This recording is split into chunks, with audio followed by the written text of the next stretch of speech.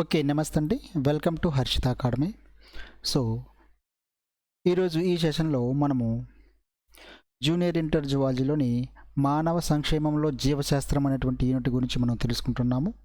So, ఈ యూనిట్‌లో భాగంగా ప్రోటోజోవా పరాన్నజీవులు మానవుల్లో ఏ విధమైనటువంటి వ్యాధులు కలుగజేస్తాయి అనే దాని గురించి మనం తెలుసుకుంటున్నాము. ఆల్రెడీ మనము ప్లా యాంటామీబా హిస్టాలిటికా అనేటువంటి ప్రోటోజోవా పరాన్నజీవి గురించి మనం తెలుసుకోవడం జరిగింది ప్రీవియస్ వీడియోలో. సో నెక్స్ట్ అదేవిధంగా రెండవ ప్రోటోజోవా పరాన్నజీవి అయినటువంటి ప్లాస్మోడియం వైవాక్స్ అనేటువంటి ప్రోటోజోవా పరాన్నజీవి గురించి మనం తెలుసుకుంటున్నాము. సో దీనికి సంబంధించి మనము ప్రీవియస్ వీడియోలో కొంత నేర్చుకోవడం జరిగింది. ఈ ప్రోటోజోవా వర్గానికి చెందినటువంటి ఈ పరాన్నజీవి ప్లాస్మోడియం వైవాక్స్ యొక్క వర్గీకరణ స్థానం గురించి మనం నేర్చుకోవడం జరిగింది. మరియు దాని యొక్క చరిత్ర గురించి నేర్చుకోవడం జరిగింది. మరియు దాని గురించినటువంటి జీవిత చక్రాన్ని గురించి మనం కొంత తెలుసుకోవడం జరిగింది. జీవిత చక్రం. సో ప్లాస్మోడియం వైవాక్స్ యొక్క జీవిత చక్రాన్ని మనం పరిశీలించినట్లయితే జీవిత చక్రం అనేది 2 దశల్లో పూర్తవుతుందండి. 2 దశలలో పూర్తవుతుందని మనం తెలుసుకున్నాము. అంటే ఇక్కడ ఈ ప్లాస్మోడియం అనేది 2 అతిథేయుల్లో తన యొక్క జీవిత చక్రాన్ని పూర్తి చేసుకుంటుంది. కాబట్టి దీన్ని మనం ద్వి అతిథేయి పరాన్నజీవి అని చెప్పుకోవడం జరుగుతుంది. మరి ఈ 2 దశల్లో ఒకటి మానవుడిలో, రెండవది ఆడ ఎనాఫిలిస్ దోమ. ఓకే, ఆడ ఎనాఫిలిస్ దోమ. సో ఈ విధంగా 2 అతిథేయుల్లో మనకి ఈ ప్లాస్మోడియం వైవాక్స్ అనేది తన యొక్క జీవిత చక్రాన్ని పూర్తి చేసుకుంటుంది. మానవుల్లో చూసినట్లయితే అలైంగిక ప్రత్యుత్పత్తిని జరుపుకుంటుంది మానవుల్లో, మరియు ఆడ ఎనాఫిలిస్ దోమలో లైంగిక ప్రత్యుత్పత్తిని జరుపుకోవడం జరుగుతుంది. మరి దోమని ఇక్కడ ప్రాథమిక అతిథేయిగాను మరియు మానవుని ద్వితీయ అతిథేయిగాను ఇది ఉపయోగించుకొని తన యొక్క జీవిత చక్రాన్ని పూర్తి చేసుకోవడం జరుగుతుంది. ఓకే, మరి ఇప్పుడు ప్రీవియస్ వీడియోలోనే మనము మానవుల్లో జరిగేటువంటి జీవిత చక్రాన్ని గురించి మనం కొంత నేర్చుకోవడం జరిగింది. దానికి ముందు మనము స్పోరోజాయిట్ అంటే ఏమిటి, ఈ స్పోరోజాయిట్ యొక్క నిర్మాణాన్ని గురించి కూడా మనం తెలుసుకోవడం జరిగింది. ఇది స్పోరోజాయిట్, దానికి సంబంధించినటువంటి నిర్మాణము, మరి అది ఏ భాగాలను కలిగి ఉంటుంది అనేది కూడా మనం నేర్చుకున్నాము. సో నెక్స్ట్ మానవుల్లో కలిగేటువంటి జీవిత చక్రాన్ని గురించి మనం నేర్చుకున్నాము. మానవుల్లో ముఖ్యంగా ఇది రక్తకణ పూర్వ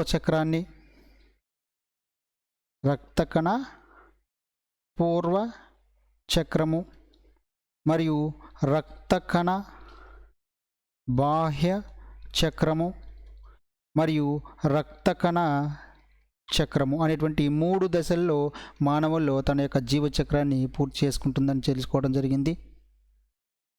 ఓకే, మరి రక్తకణ పూర్వ చక్రంలో మనం గమనించినట్లయితే దీన్ని ఫ్రీ ఎరిథ్రోసైటిక్ సైకిల్ అంటాము, ఫ్రీ ఎరిథ్రోసైటిక్ సైకిల్ అని.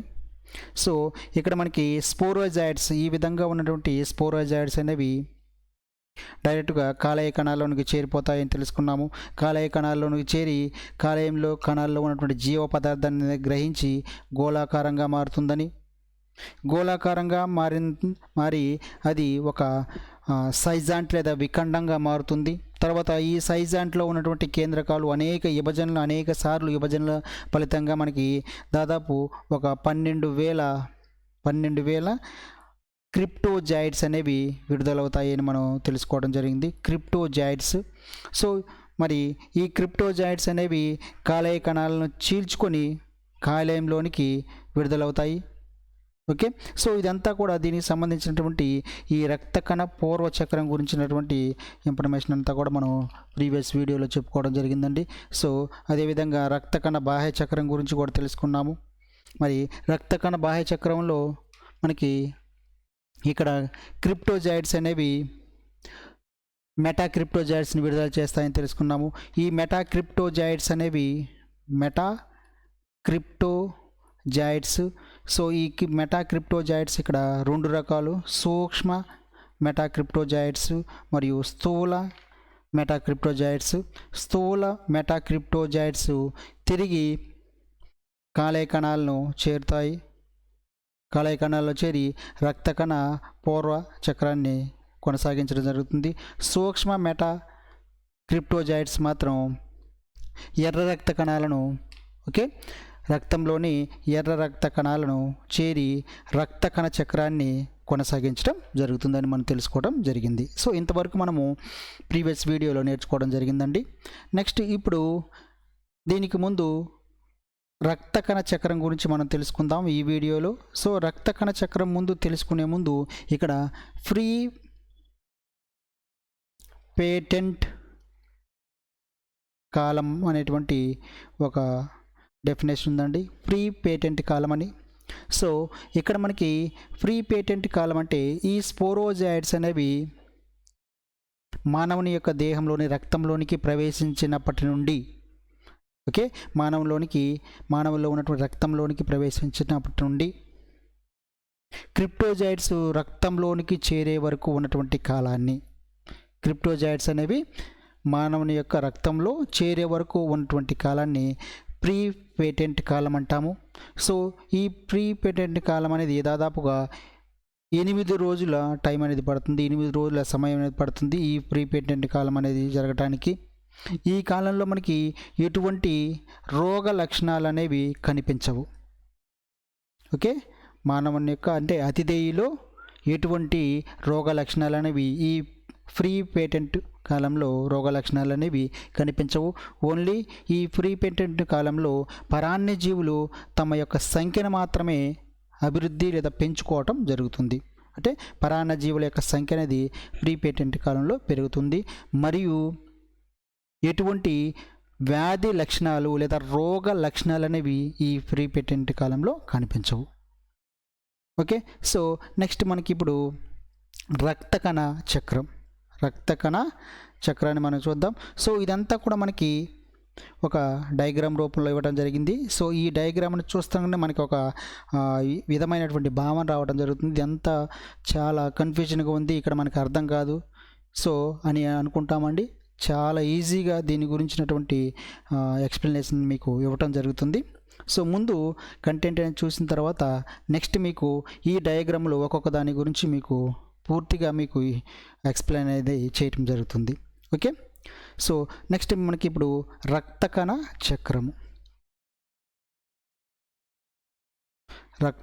చక్రము ఎరిథ్రోసైటిక్ సైకిల్ అంటాము.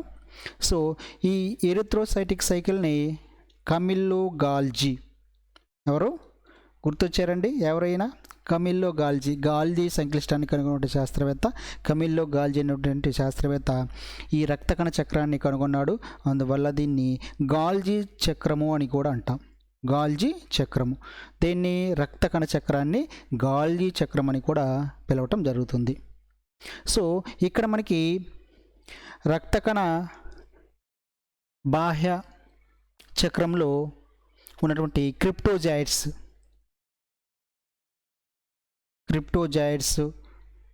లేదా సూక్ష్మ మెటా క్రిప్టోజాయిడ్స్ అనేవి అంటే వీటితోటి క్రిప్టోజాయిడ్స్ లేదా సూక్ష్మ మెటా క్రిప్టోజాయిడ్స్ తోటి ఈ రక్త కణ చక్రం అనేది ప్రారంభమవుతుందని మనం చెప్పుకోవచ్చు. మరి ఈ సూక్ష్మ అంటే ఈ క్రిప్టోజాయిడ్స్ లేదా సూక్ష్మ మెటా క్రిప్టోజాయిడ్స్ అనేవి ఎర్ర రక్త కణంలోనికి ప్రవేశించడం జరుగుతుంది. ఈ ఎర్ర రక్త కణంలోనికి ప్రవేశించగానే ఇవి ఎర్ర రక్త కణంలోనికి ప్రవేశించడం జరుగుతుంది. ఈ విధంగా ఎర్ర రక్తంలోనికి ప్రవేశించగానే ఈ క్రిప్టోజాయిడ్స్ అనేవి ట్రోపోజాయిడ్స్గా మారుతాయి. ట్రోపోజాయిడ్స్ లేదా పోషక జీవిగా మారటం జరుగుతుంది. పోషక జీవి లేదా ట్రోపోజాయిడ్స్గా మారుతాయి. ఈ ట్రోపోజాయిడ్స్ అనేవి ఒక చిన్న చిన్న రిక్టికల్ను కలిగి ఉండి ఒక ఉంగరం మాదిరిగా కనిపిస్తూ ఉంటుందండి. ఈ విధంగా ఈ ట్రోపోజాయిడ్స్ రిక్టికల్ను కలిగి ఉండి ఉంగరం మాదిరిగా కనిపిస్తుంది. కాబట్టి ఈ దశనే మనము అంగుళీక దశ అని కూడా అంటాం. అంగుళీక దశ. ఇవన్నీ నోట్ చేసుకోండి. దీనికి సంబంధించినటువంటి ఎక్స్ప్లెనేషన్ అంతా కూడా మీకు ఇక్కడ ఉన్నటువంటి దీంట్లో మీకు వివరించడం జరుగుతుంది. సో అంగుళీక దశకి చేరుకోవడం జరుగుతుంది. ఈ అంగుళీక దశలో ఉన్నటువంటి పరాన్నజీవి అనేది మిథ్యాపాదాలను ఏర్పరచుకోవడం జరుగుతుంది. మిథ్యాపాదాలు. ఈ మిథ్యాపాదాలను ఏర్పరచుకొని ఈ పరాన్నజీవి అనేది అమీబాయిడ్ దశగా మారుతుంది. అమీబాయిడ్ దశ. సో ఈ విధంగా అమీబాయిడ్ దశగా మారిన తర్వాత ఆర్బీసీలోని అంటే ఎర్ర రక్త కణాల్లోని పదార్థాలన్నింటినీ ఈ మిథ్యాపాదాల సహాయంతో అమీబాయిడ్ దశలో ఉన్నటువంటి పరాన్నజీవి గ్రహించి ఎర్ర రక్త కణాల్లో ఉన్నటువంటి ఆహార పదార్థాలను గ్రహించి అది దాని యొక్క పరిమాణాన్ని పెంచుకోవడం జరుగుతుంది. పరిమాణం అనేది పెరుగుతుంది. ఓకే. అమీబాయిడ్ దశలో ఉన్నటువంటి ఈ పరాన్నజీవి అనేది ఎర్ర రక్త కణాల్లో ఉన్నటువంటి వివిధ రకాలైన పదార్థాలను ఆహార పదార్థాలను తీసుకొని మిథ్యాపాదాల సహాయంతో తీసుకొని మరి దాని యొక్క శరీరం యొక్క పరిమాణాన్ని పెంచుకోవడం జరుగుతుంది. సో ఎప్పుడైతే దాని యొక్క శరీర పరిమాణం అనేది పెరుగుతుందో ఈ ఆర్బీసీ ఎర్ర రక్త కణాల యొక్క పరిమాణం కూడా పెరుగుతుంది. ఎర్ర రక్త కణాల యొక్క పరిమాణం కూడా రెట్టింపు అవుతుంది. పరిమాణము రెండింతలుగా రెట్టింపు అవుతుందండి. సో ఈ విధంగా రెట్టింపు అయిన తర్వాత ఈ పరాన్నజీవి అనేది ఎర్ర రక్త కణాల్లో ఉన్నటువంటి ఎర్ర రక్త కణాల్లో ఉన్నటువంటి హీమోగ్లోబిన్ని ఆహారంగా తీసుకోవటం జరుగుతుంది. ఈ దశలో ఉన్నప్పుడు ఎర్ర రక్త కణాల్లో ఉన్నటువంటి హీమోగ్లోబిన్ని ఆహారంగా తీసుకోవడం జరుగుతుంది. హీమోగ్లోబిన్లో ఉన్నటువంటి హీమ్ను అది జీర్ణం చేసుకోవటం జరుగుతుంది. మరియు దీంతోపాటు హీమోగ్లోబిన్లో ఉన్నటువంటి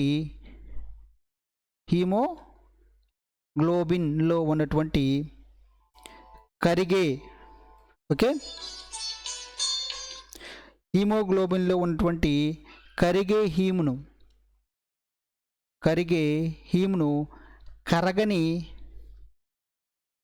కరగని హీమోజైన్ కణికలుగా మార్చుకోవడం జరుగుతుంది. ఓకే. ఒకసారి చూడండి. కరగని హీమోజైన్ కణికలుగా ఏర్పరచుకోవడం జరుగుతుంది. సో ఒకసారి మళ్ళీ చూడండి. ఇక్కడ మనం గమనించినట్లయితే అమీబాయిడ్ దశలో ఉన్నటువంటి ఈ పరాన్నజీవి ఎర్ర రక్త కణాల్లోనికి ప్రవేశించి ఎర్ర రక్త కణాల్లో ఉన్నటువంటి వివిధ రకాలైన ఆహార పదార్థాలను తీసుకొని అంటే ఈ మిథ్యాపాదాల సహాయంతో తీసుకొని దాని యొక్క పరిమాణాన్ని పెంచుకుంటుంది.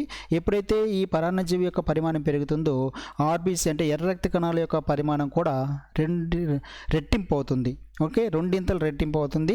సో ఈ ఎర్ర రక్త కణాల్లో ఉన్నటువంటి హీమోగ్లోబిన్ ఈ పరాన్నజీవి అనేది ఆహారంగా తీసుకుంటుంది. మరియు హీమోగ్లోబిన్లో ఉన్నటువంటి కరిగే హీమ్ను కరగని హీమోజైన్ కణికలుగా అది మార్చుకోవటం జరుగుతుంది. ఓకే. ఈ కరగని హీమోజైన్ కణికలనే మనము మలేరియా వర్ణకము అంటాము. మలేరియా వర్ణకము. ఓకే అండి. సో దీని మీద కూడా మనకి ఇక్కడ బిట్ అడిగేదానికి అవకాశం ఉందండి. ఇక్కడ కరగని హీమోజైన్ కణికలనే మనము మలేరియా వర్ణకము అంటాము. సో ఇదంతా కూడా మనకి ఇక్కడ ఎర్ర రక్త కణాల్లో జరుగుతుందండి. కాబట్టి దీన్ని రక్త కణ చక్రం అని కూడా అంటాము. సో నెక్స్ట్ మనకి ఈ దశలో మనకి ఈ ఎర్ర రక్త కణాల్లో మనకి చిన్న ఎర్రని మచ్చలు మరియు షఫినర్ చుక్కలు అనేవి ఎర్ర రక్త కణాల యొక్క జీవ పదార్థంలో కనిపిస్తూ ఉంటాయి. సో ఇవి ఈ విధంగా ఉండటం వల్ల ఎర్ర రక్త కణాల యొక్క జీవ పదార్థంలో చిన్నగా ఉన్నట్టు ఎర్రని మచ్చలు మరియు షఫినర్ చుక్కలు అనేవి కనిపించడం జరుగుతుంది. ప్లాస్మోడియం అనేది ఈ విధంగా ఏర్పడిన తర్వాత ఈ ప్లాస్మోడియం లేదా పరాన్నజీవి అనేది మిథ్యాపాదాలను కోల్పోతుంది. తర్వాత మిథ్యాపాదాలను కోల్పోవడం జరుగుతుంది. మిథ్యాపాదాలను కోల్పోయి బాగా అది రెట్టింపు అవుతుంది. బాగా పెరిగిపోయి ఆర్బీసీ మొత్తాన్ని ఆక్రమించడం జరుగుతుంది. అంటే ఎర్ర రక్త కణాలు మొత్తాన్ని కూడా ఆక్రమించేసి అది ఒక సైజాయింట్గా మారుతుంది, ఒక విఖండం లేదా సైజాయింట్గా మారుతుంది. ఈ విధంగా సైజాయింట్గా మారిన తర్వాత చివరికి ఎర్ర రక్త కణం అనేది పగిలిపోతుంది. ఎర్ర రక్త కణం అనేది పగిలిన తర్వాత వాటిలో నుంచి మీరోజాయిడ్స్ అనేవి విడుదలవటం జరుగుతుంది. మీరోజాయిడ్స్ అనేవి విడుదలయ్యి రక్తంలోనికి ఎక్కడికి విడుదల చేయబడతాయి అంటే ఈ మీరోజాయిడ్స్ రక్తంలోనికి విడుదల చేయటం జరుగుతుంది. ఈ ప్రాసెస్ అంతా కూడా దాదాపుగా మనకి 48 గంటలలో పూర్తవుతుంది. 48 గంటల్లో మనకి ఈ ప్రాసెస్ అంతా కూడా అంటే ఎర్ర రక్త కణ చక్రం అనేది 48 గంటల్లో పూర్తవుతుందని మనం చెప్పుకోవచ్చు. సో ఇదంతా కూడా మనకి రక్త కణ చక్రంగా మనం చెప్పుకోవచ్చు. నెక్స్ట్ మనకి ఉన్నటువంటి టాపిక్ పొదిగే కాలం, ఇంక్యుబేషన్ పీరియడ్ అంటాము, పొదిగే కాలం.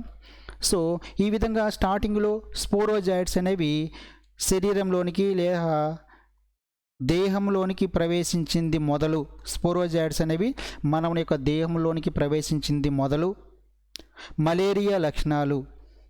ఓకే, మలేరియా లక్షణాలు ఏంటండి? జ్వరం రావటం. సో మలేరియా లక్షణాలు జ్వరం వచ్చే వరకు ఉన్నటువంటి కాలాన్ని మనము పొదిగే కాలం లేదా ఇంక్యుబేషన్ పీరియడ్ అంటాము.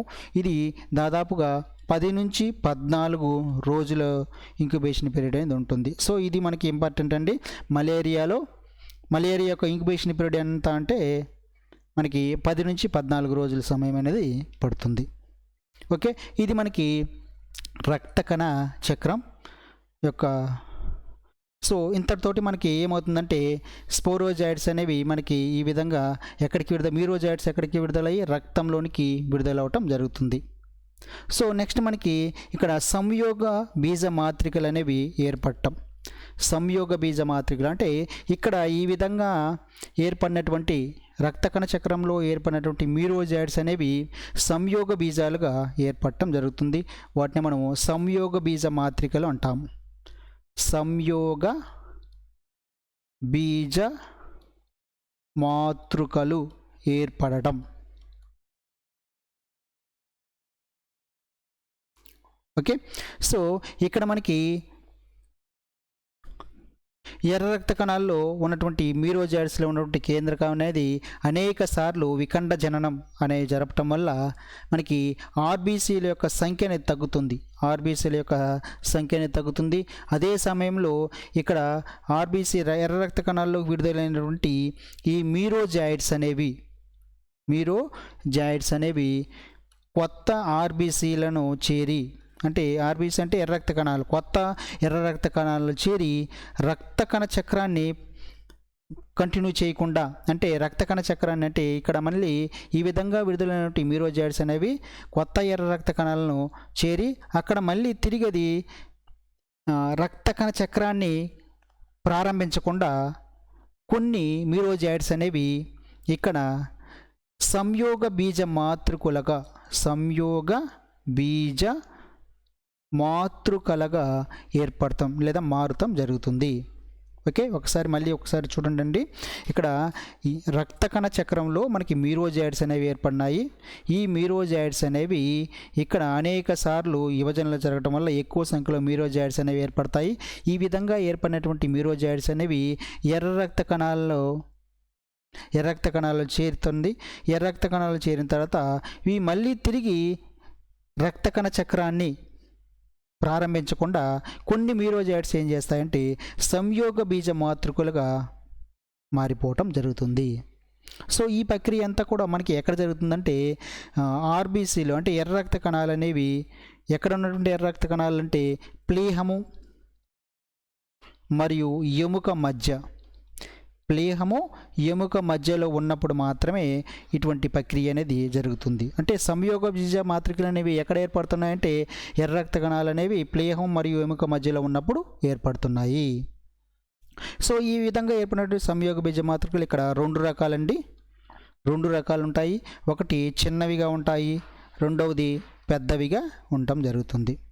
చిన్నవిగా ఉన్న వాటిని మనము సూక్ష్మ చిన్నవిగా ఉన్నటువంటి వాటిని మనము సూక్ష్మ సంయోగ బీజ మాతృకలు లేదా పురుష పురుష సంయోగ బీజ మాతృకలు అంటాం.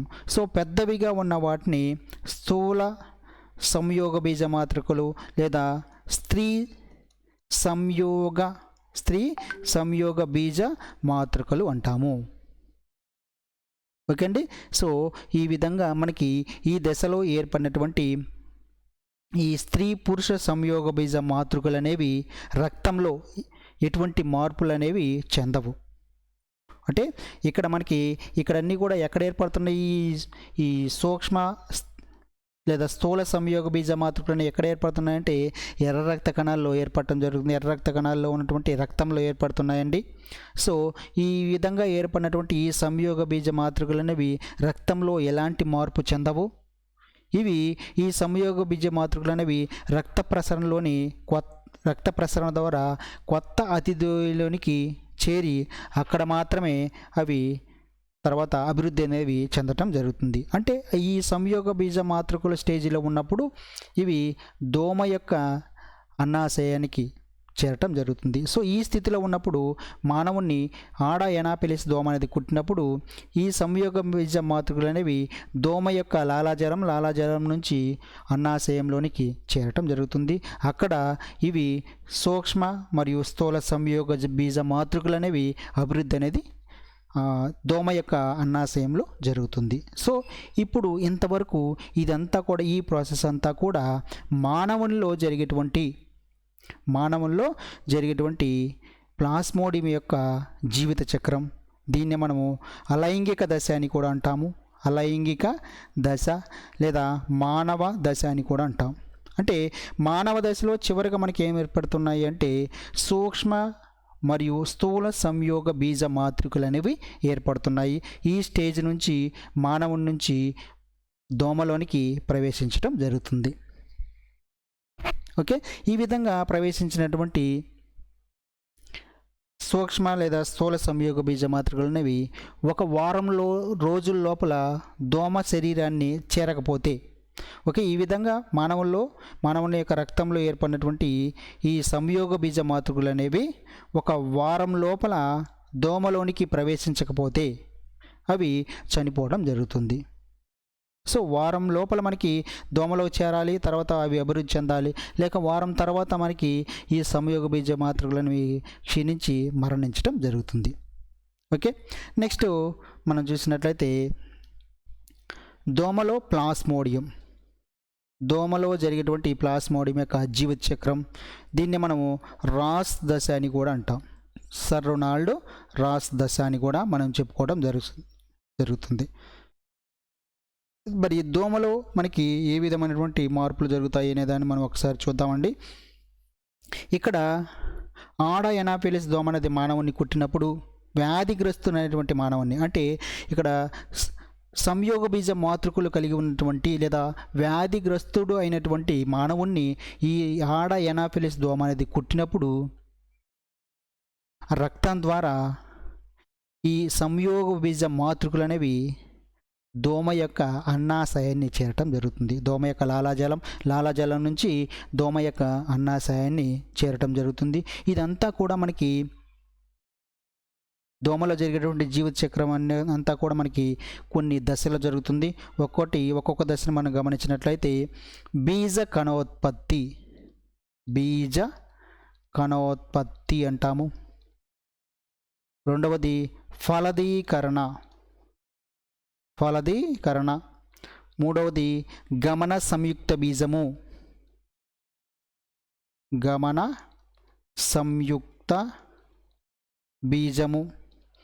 లేదా సంయుక్త బీజ కోశాలు అనేవి ఏర్పడటం. నాలుగవది సిద్ధ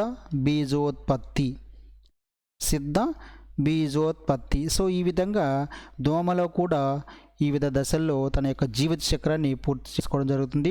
దోమలో జరిగేటువంటి జీవిత చక్రాన్ని మనం లైంగిక దశగా మనం చెప్పుకోవడం జరుగుతుంది.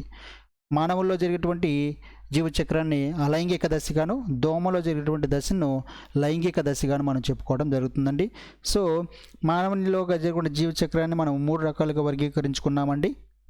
ఫ్రీ ఎరిథ్రోసైటిక్ అని, ఎక్సో ఎరిథ్రోసైటిక్ అని, మరియు ఎరిథ్రోసైటిక్ సైకిల్ అని 3 సైకిల్స్గా మనం మానవుల్లో జరిగేటువంటి జీవచక్రాన్ని విభజించుకోవడం జరిగింది. సో ఇప్పుడు మనము దోమలో జరిగేటువంటి ఒక్కొక్క దశ గురించి మనం డీటెయిల్డ్గా మనం చూద్దాం. ముందుగా బీజ కణోత్పత్తి.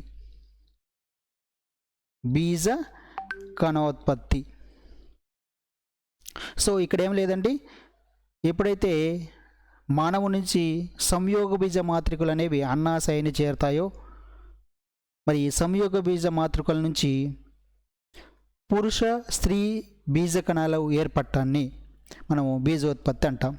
సో సంయోగ బీజ మాతృకల నుంచి పురుష మరియు స్త్రీ బీజ కణాలు ఏర్పడటాన్ని మనము బీజ కణోత్పత్తి అంటాము.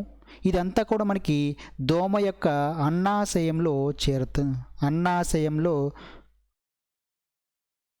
జరుగుతుంది. సో బీజ కణోత్పత్తి ఎక్కడ జరుగుతుందంటే దోమ యొక్క అన్నాశయంలో జరుగుతుంది.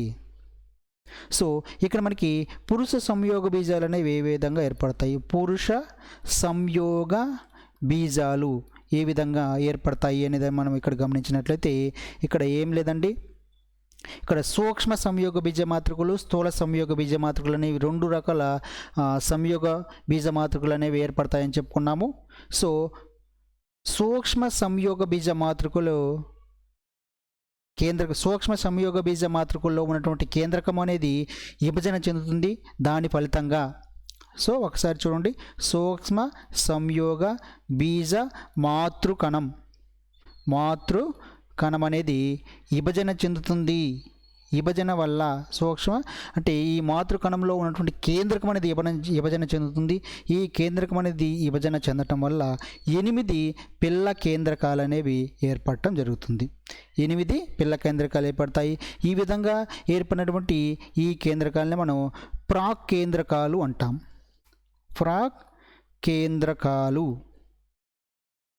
ఓకే, ఈ ప్రాక్ కేంద్రకాలు అనేవి దోమ యొక్క అన్నాశయం యొక్క అంచుల్ని చేరుకోవడం జరుగుతుంది.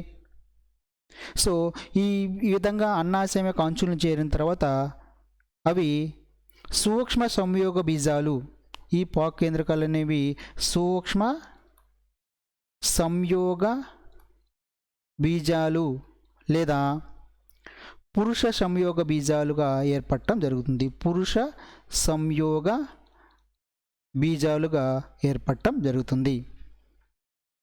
ఓకే, ఈ విధంగా ఏర్పడినటువంటి ఈ సూక్ష్మ సంయోగ బీజాలు లేదా పురుష సంయోగ బీజాలు అనేవి ఒక విసిరిన కొరడా మాదిరిగా కనిపించడం జరుగుతుంది. కొరడా మనకి ఏ విధంగా ఆకారాన్ని కలిగి ఉంటుందో ఆ విధంగా ఒక కొరడా మాదిరిగా ఆకారాన్ని కలిగి ఉండి కదలికలను చూపుతూ ఉంటుంది, అంటే ఇది చలిస్తూ ఉంటుంది.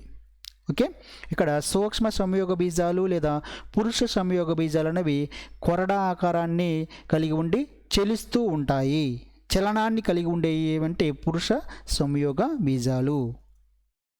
సో ఈ విధంగా పురుష సంయోగ బీజాలు అనేవి కదలికలను అంటే చలిస్తూ ఉండి అవి అన్నాశయం యొక్క జీవ పదార్థం నుంచి బయటకు విడుదలవటం జరుగుతుంది.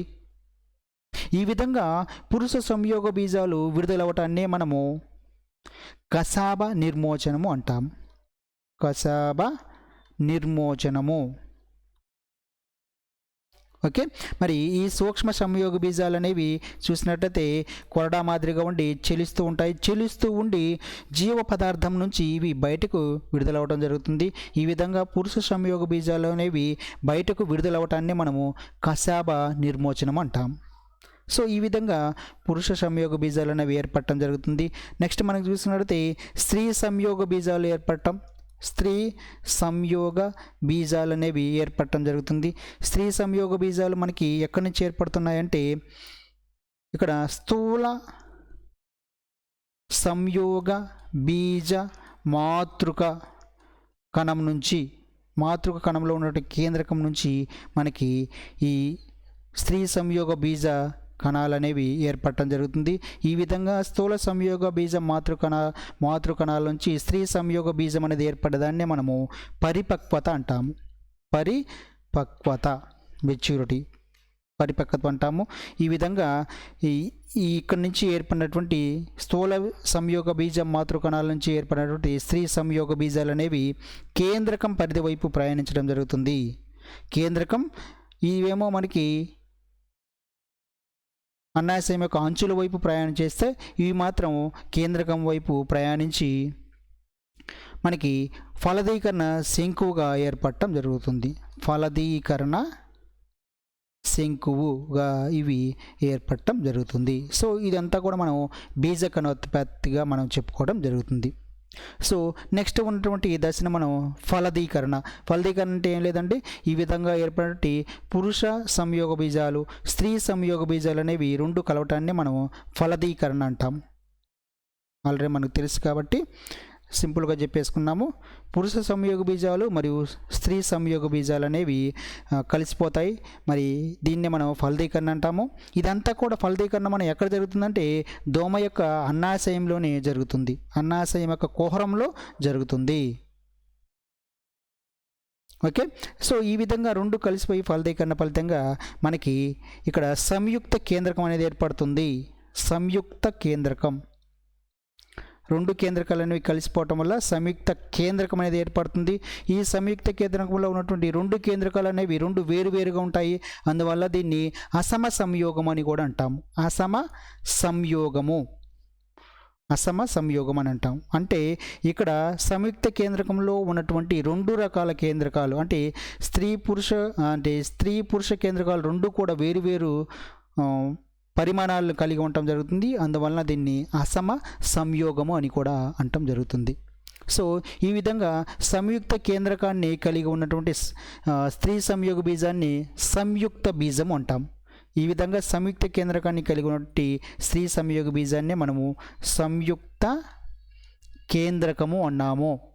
ఈ సంయుక్త కేంద్రకం అనేది గుండ్రంగా ఉంటుంది మరియు ఇది చలనాన్ని కలిగి ఉండదు, అంటే చలన రహితంగా ఉంటుంది.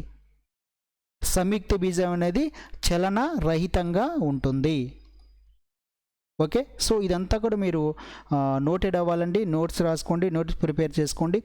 సో ఇక్కడ మీకు ఉన్నటువంటి ఈ టాపిక్ అంతా కూడా మీకు ఎక్స్ప్లెయిన్ చేసిన తర్వాత మళ్ళీ మీకు డయాగ్రామ్ రూపంలో జీవచక్రాన్ని ఒక డయాగ్రామ్ తీసుకుని ఆ డయాగ్రామ్లో ఇదన్నీ కూడా వచ్చేటట్టుగా మీకు క్లియర్గా ఎక్స్ప్లెనేషన్ అనేది ఇవ్వటం జరుగుతుంది. ఓకే. నెక్స్ట్ దోమలో జరిగేటువంటి జీవచక్రంలో మూడవ దశ గమన సంయుక్త బీజము. గమన సంయుక్త బీజము లేదా సంయుక్త బీజకోశం అనేది ఏర్పడటం. సో ఇక్కడ ఏం లేదండి, సంయుక్త బీజం అనేది ఏర్పడుతుందని తెలుసుకున్నాము.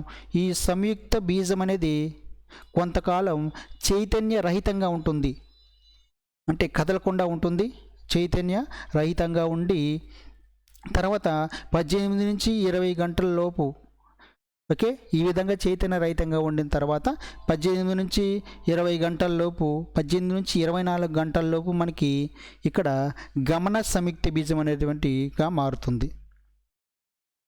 అంటే చైతన్య రహితంగా ఉన్నటువంటి సంయుక్త బీజం అనేది 18 నుంచి 24 గంటల లోపల గమన సంయుక్త బీజంగా ఏర్పడుతుంది. అంటే ఇక్కడ చైతన్య రహితంగా ఉన్నటువంటి సంయుక్త బీజం చలించే దశకు చేరుకోవడం జరుగుతుంది. దీన్ని మనము గమన సంయుక్త బీజము అంటాము. ఓకే. నెక్స్ట్ గమన సంయుక్త బీజం అనేది ఒక కదిలే క్రిమి రూపాన్ని కలిగి ఉంటుంది. సో ఇది ఏ విధంగా ఉంటుందంటే క్రిమి అంటే ఒక కీటకం రూపాన్ని సంతరించుకోవడం జరుగుతుంది. సో ఈ విధంగా ఏర్పడినటువంటి క్రిమి రూపంలో ఉన్నటువంటి గమన సంయుక్త బీజం అనేది అన్నాశయం యొక్క అంటే దోమ యొక్క అన్నాశయం యొక్క కుడ్యాన్ని తొలుసుకుంటుంది. అంటే తొలిసి ఆధార త్వచం కింద అది నివాసాన్ని ఏర్పరచుకోవడం జరుగుతుంది. ఏర్పరచుకొని అది ఒక గుండ్రంగా తన చుట్టూ ఈ విధమైనటువంటి కోశాన్ని ఏర్పరచుకోవడం జరుగుతుంది. సో ఈ విధంగా కోశాన్ని ఏర్పరచుకున్నటువంటి ఈ కోశస్థ దశనే మనము ఊసిస్ట్ అంటాము. ఊసిస్ట్. సో ఈ పదాలన్నీ గుర్తుపెట్టుకోండి. నెక్స్ట్ మనకి ఇక్కడ ఉన్నటువంటి జీవచక్రం అనేటువంటి టాపిక్, నెక్స్ట్ ఉన్నటువంటి టాపిక్ చెప్పుకునేటప్పుడు ఈ పదాలన్నీ మీరు గుర్తుపెట్టుకోవాలి. సో అక్కడ ఇవి గుర్తుపెట్టుకుంటేనే మీకు అక్కడ అర్థమవుతుందండి. ఊసిస్ట్ అంటాము. సో ఈ విధంగా ఈ ఊసిస్ట్ అనేది అన్నాశయం యొక్క కుడ్యం పైన దాదాపు 50 నుంచి 500 ఊసిస్టులు అనేవి అన్నాశయం కుడ్యం పైన ఏర్పడి చిన్న చిన్న బుడిపెల్లాగా మనకి కనిపిస్తూ ఉంటాయి. ఓకే.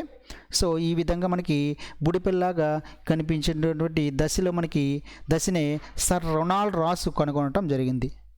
సర్ రొనాల్డ్ రాస్ అనేది కనుగొంటాం. అంటే దోమ యొక్క అన్నాశయం కుడ్యం పైన ఉన్నటువంటి ఊసిస్టుల యొక్క దశను ఈ సర్ రొనాల్డ్ రాస్ అనేటువంటి శాస్త్రవేత్త కనుగొన్నాడు కాబట్టి దీన్ని రాస్ దశ అని కూడా మనం చెప్పుకోవడం జరిగింది. సో దీనికి గాను ఈయనకు నోబెల్ బహుమతిని కూడా ఇవ్వటం జరిగిందని మనం ప్రీవియస్ వీడియోలో కూడా మనం చెప్పుకోవటం జరిగింది. సో ఇదండి గమన సంయుక్త బీజం అనేది ఏ విధంగా ఏర్పడుతుంది అంటే. నెక్స్ట్ చివరి తెలుసుకున్నది సిద్ధ బీజోత్పత్తి. సిద్ధ బీజాలు ఉత్పత్తి అవటాన్ని మనం సిద్ధ బీజోత్పత్తి అంటాము. సో ఇక్కడ మనకి ఊసిస్ట్ అనేది ఏర్పడిందని చెప్పుకున్నాం, ఒక గుండ్రని. ఈ ఊసిస్ట్ అనేది స్పోరోజాయిట్లను ఏర్పడటాన్ని, అంటే ఈ ఊసిస్టులో స్పోరోజాయిట్లు అనేవి ఏర్పడతాయి. ఈ స్పోరోజాయిట్స్ అనేవి ఏర్పడేదాన్ని మనము సిద్ధ బీజోత్పత్తి అంటాం. సిద్ధ బీజోత్పత్తి. సో ముందు మనకి ఊసిస్టు ఒక గుండ్రని కోశాన్ని ఏర్పరచుకొని ఉంటుందని చెప్పుకున్నాము. గమన సంయుక్త బీజం అనేది దాన్ని మనం ఊసిస్ట్ అన్నాము. ఈ ఊసిస్టుల నుంచి స్పోరోజాయిడ్స్ ఏర్పడతాయి. ఈ విధంగా ఊసిస్టుల నుంచి స్పోరోజాయిడ్స్ ఏర్పడదాన్ని సిద్ధ బీజోత్పత్తి అంటాము. సో దీన్ని బానో అనేటువంటి శాస్త్రవేత్త, ఎవరండి? బానో అనేటువంటి శాస్త్రవేత్త చెప్పిన దాని ప్రకారం చూసుకున్నట్లయితే కేంద్రకం మొదట క్షయకరణ విభజన జరుపుకోవడం జరుగుతుందని తెలియజేయడం జరుగుతుంది. క్షయకరణ విభజనని జరుపుకుంటుందని, తర్వాత అనేక సార్లు సమవిభజనలు జరుపుకోవడం జరుగుతుంది. సో ఇక్కడ చూడండి, ఊసిస్టులో మనం చూసినట్లయితే మొదట కేంద్రకం క్షయకరణ విభజన జరుగుతుందని, తర్వాత కేంద్రకం అనేది అనేక సమవిభజనలు జరుపుకుంటుందని, ఈ సమవిభజనలు జరుపుకున్న తర్వాత ఏర్పడినటువంటి దశనే మనము స్పోరోబ్లాస్ట్ అంటాం. స్పోరోబ్లాస్ట్. సో ఇదంతా కూడా ఈ బానో అనేటువంటి శాస్త్రవేత్త తెలియజేయడం జరిగింది. సో ఇక్కడ బానో అనేటువంటి శాస్త్రవేత్త దేని గురించి తెలియజేశారంటే, ఓసిస్టుల్లో ఉన్నటువంటి కేంద్రకం మొదట క్షయకరణ విభజన, తర్వాత అనేక సమవిభజనలు జరుపుతుంది. దాని ఫలితంగా ఇక్కడ ఓసిస్ట్ అనేది స్పోరోబ్లాస్ట్ అనే దశకి చేరుకోవడం జరుగుతుంది. సో ఈ స్పోరోబ్లాస్ట్లో ఉన్నటువంటి కేంద్రకం అనేక సార్లు విభజన చెందటం వల్ల దాదాపు ఒక 10,000 పిల్ల కేంద్రకాలు అనేవి ఏర్పడటం జరుగుతుంది. ఓకే. సో ఈ 10,000 పిల్ల కేంద్రకాలు అనేవి ఏర్పడిన తర్వాత ఒక్కొక్క పిల్ల కేంద్రకం చుట్టూ జీవ పదార్థం అనేది చేరటం వల్ల అది ఒక కొడవలి ఆకారంలో ఉన్నటువంటి స్పోరోజాయిడ్స్ని ఏర్పడుతున్నాయి. అంటే దాదాపుగా ఒక 10,000 స్పోరోజాయిడ్స్ అనేవి ఇక్కడ ఏర్పడటం జరుగుతుంది. ఈ విధంగా స్పోరోజాయిడ్స్ కలిగి ఉన్నటువంటి ఒక్కొక్క ఓసిస్ట్నే మనము సిద్ధ బీజ కోశం అంటాము. సిద్ధ బీజ కోశము. సో ఇదంతా కూడా మనకి పిల్ల కేంద్రకాలు ఎక్కడ ఏర్పడుతున్నాయంటే ఊసిస్టులు ఏర్పడుతున్నాయండి. ఈ ఊసిస్టులో మనకి ఇక్కడ గమనించినట్లే స్పోరోజాయిడ్స్ కలిగి ఉన్నటువంటి ఈ ఊసిస్ట్ని సిద్ధ బీజ కోశం అన్నాము. ఈ సిద్ధ బీజ కోశం అనేది పగిలిపోయినప్పుడు ఈ స్పోరోజాయిడ్స్ అనేవి విడుదలవుతాయి. ఈ విధంగా ఏర్పడినటువంటి స్పోరోజాయిడ్స్ అనేవి దోమ యొక్క రక్త కుహరం ద్వారా దోమలోని లాలాజల గ్రంథులకు చేరి లాలాజల గ్రంథుల నుంచి దోమ యొక్క లాలాజలాన్ని ఈ స్పోరోజాయిడ్స్ అనేవి ప్రవేశించడం జరుగుతుంది. సో ఎప్పుడైతే ఈ దోమ యొక్క లాలాజలంలో ఈ స్పోరోజాయిడ్స్ కలిగి ఉంటాయో అటువంటి దోమ అనేది మానవుని కుట్టినప్పుడు ఈ స్పోరోజాయిడ్స్ అనేవి తిరిగి మానవునిలో ప్రవేశించి మానవుని యొక్క ఎర్ర రక్త కణం రక్తంలోనికి, రక్తం నుంచి ఎర్ర రక్త కణాల నుంచి కాలేయంలోనికి చేరుతుంది. సో ఈ విధంగా మళ్ళీ మనకి ఒక సర్కిల్ లాగా, ఒక సైకిల్ లాగా తన యొక్క జీవచక్రం అనేది మానవుడు, దోమ మానవుడు ఈ విధంగా రెండు అతిథేయులు తన యొక్క జీవిత చక్రాన్ని పూర్తి చేసుకోవడం జరుగుతుంది. అందువల్ల దీన్ని ప్లాస్మోడియం వైవాక్స్ అనే దాన్ని అతిథేయి పరాన్నజీవిగా మనం చెప్పుకోవడం జరుగుతుంది. సో ఈ విధంగా దోమలో ప్లాస్మోడియం యొక్క జీవిత చక్రం పూర్తి అవటానికి, దోమలో ప్లాస్మోడియం యొక్క జీవిత చక్రం అనేది పూర్తి అవ్వటానికి దాదాపుగా 10 నుంచి 24 రోజుల సమయం అనేది పడుతుంది. 10 నుంచి 24 రోజుల సమయం అనేది పడుతుంది. ఓకే, సో ఇదండి మనకి మానవుల్లోనూ మరియు దోమలో కలిగేటువంటి జీవిత చక్రం అనేది. సో నెక్స్ట్ ఇంకొక చిన్న టాపిక్ ఉంది, వ్యాధికారకత అంటే ఏంటి, వ్యాధి ఏ విధంగా వ్యాపిస్తుందని మరి ఏ విధంగా వ్యాధి యొక్క లక్షణాలు ఏంటి, వ్యాధి యొక్క నివారణ చర్యలు ఏంటి అనేది అంటే ఒక చిన్న టాపిక్ ఉంది. ఆ టాపిక్ మనం చెప్పుకున్న తర్వాత మళ్ళీ దీని గురించినటువంటి జీవచక్రం మొత్తం కూడా మనము వివరించుకుందాం. సో ఇదంతా కూడా